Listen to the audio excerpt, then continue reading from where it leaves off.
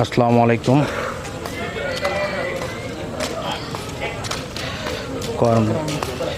করম জলের অবস্থান এখানে দেখতেছি কিছু দোকানপাট আছে, এর আগে কখনো পাওয়া যায়নি।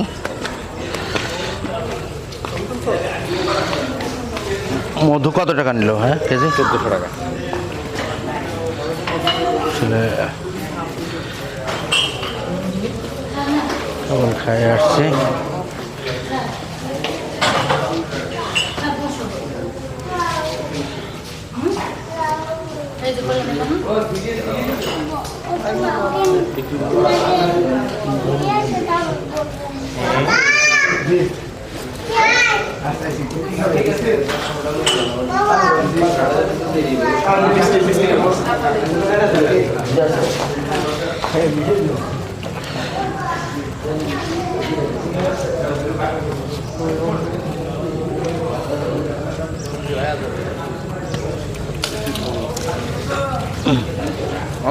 জি ভাই, ভালো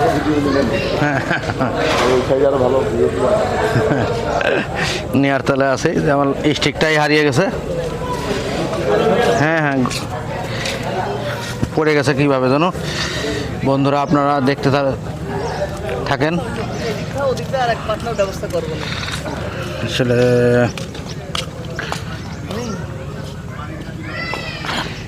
আপনাদের কার্যক্রমগুলো দেখানোর চেষ্টা করছি ভিডিওর মাধ্যমে। এখানে মোটামুটি দেখার মতো আছে, মোটামুটি গাছপালা এবং একটু পরিবেশ আলাদা এখানকার, যেহেতু ফরেস্ট এরিয়া, এই কারণে কিছু প্রাকৃতিক গাছপালা ছাড়াও কিছু গাছগাছালি আপনার লাগানো আছে আমার মনে হয়। এখন সুন্দর একটা মিষ্টি পুকুর এখানে আছে। আর এখানে বিদেশি পর্যটককেও আমরা অলরেডি পেয়ে গেছি একটা। কোন দেশেতে আসছে জানি না। আকাশ কো একা একা ঘোরা যায়, একটু সময় দাও, সবাই একসাথে ঘুরি। আর হইলো এইটুকু, আর ঘোরার জায়গা নেই? এদিকে এদিকে কিছু নাই? আসো।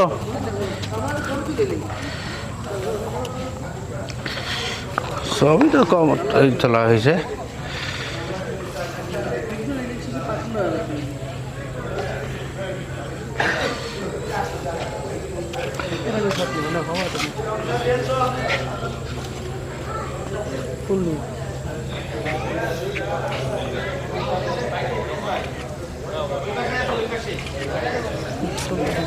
ধরো আমার একটা আমারটা দিয়ে নাও, এই ক্যামেরা ই করো, ভিডিও চলা থাক, সমস্যা নেই।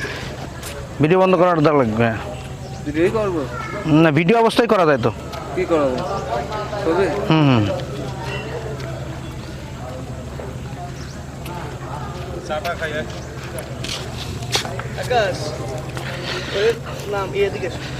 আপনাদের এই করম জল সম্পর্কে বিভিন্ন কিছু তুলে ধরার জন্য চেষ্টা করছি। মূলত আমার ভিডিওর উদ্দেশ্য যাতে দেশবাসী জানতে পারে যে সুন্দরবনের অবস্থান সম্পর্কে। এখানে সুন্দরবনের মধু পাওয়া যায় 1400 টাকা কেজি। আসলে আমাদের দোকানে মধু বিক্রি হয় তো মূলত, এই কারণে আর এখান থেকে নেওয়ার ইচ্ছা আগ্রহ নেই।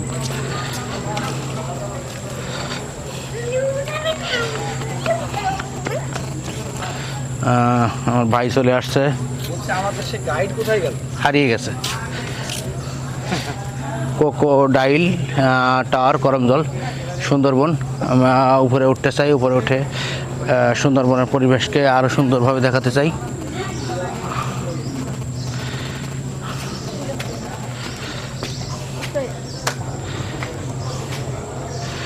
দেখতে থাকুন আপনারা।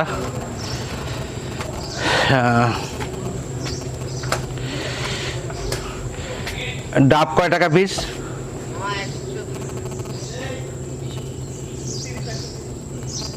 130। এই নদীটা কতদূর পর্যন্ত গেছে? এরপরে শেষ নাকি? ও, এই ডাবগুলো তো তোমাদের স্থানীয় তাই না? তোমাদের বাসাও তো মনে হয় স্থানীয়।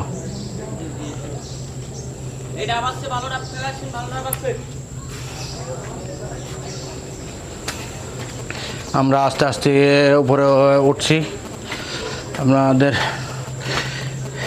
দেখানোর জন্য।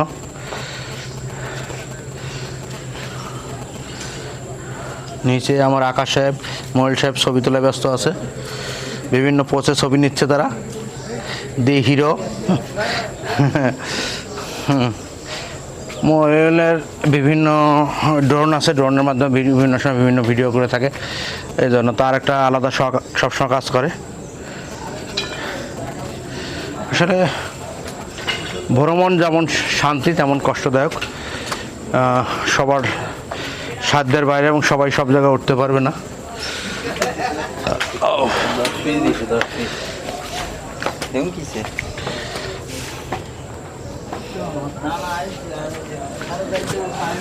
এই তো বাবুটা চলে যাচ্ছে, কিউট বাবু।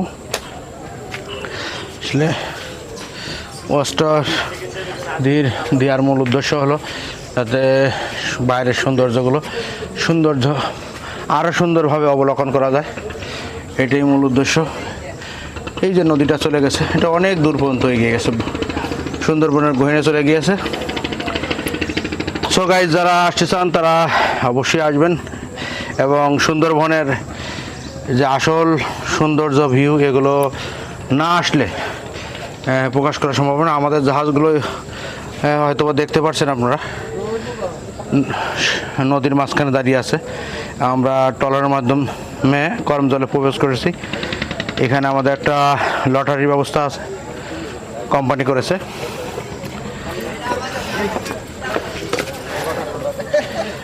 এখানের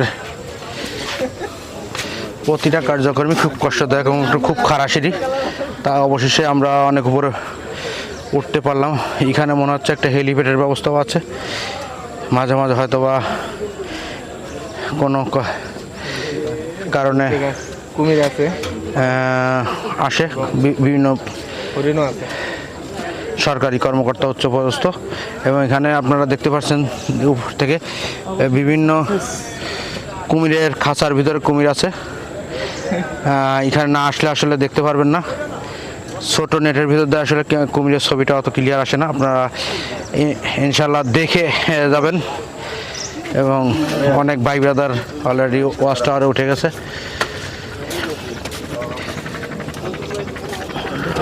আসলে এখানে আসলে আলাদা একটা শান্তি মনের ভিতরে কাজ করে এবং আসলে দূর থেকে ভিউগুলো অনেক সুন্দরভাবে নেওয়া সম্ভব। এবং ওইখানে আর একটা ভিউ পয়েন্ট দেখছি, হয়তো আমরা চেষ্টা করবো যাওয়া যায় কিনা। ভিতরে যাওয়ার অনুমতি আছে ওইখানে? তাহলে যাবা ওখানে মনিরুল? আচ্ছা, আমরা মনিরুলের সাথে একসাথে ছাড়া তো এখানে আসলে বিচরণ করা সম্ভব নয়, কারণ যে কোনো সময় বাঘ আক্রমণ করতে পারে। এইটাই হলো বন্ধুরা, এখানে পর্যাপ্ত বাঘের আনাগোনা আছে, কারণ ফরেস্ট এরিয়া এবং সবচেয়ে বেশি ভয়ঙ্কর এলাকা এটা। তারপরেও না আসলে বোঝা যাবে না, আসার মাধ্যমে সৌন্দর্যটা তৈরি হবে, এইটা হলো মূল বিষয়।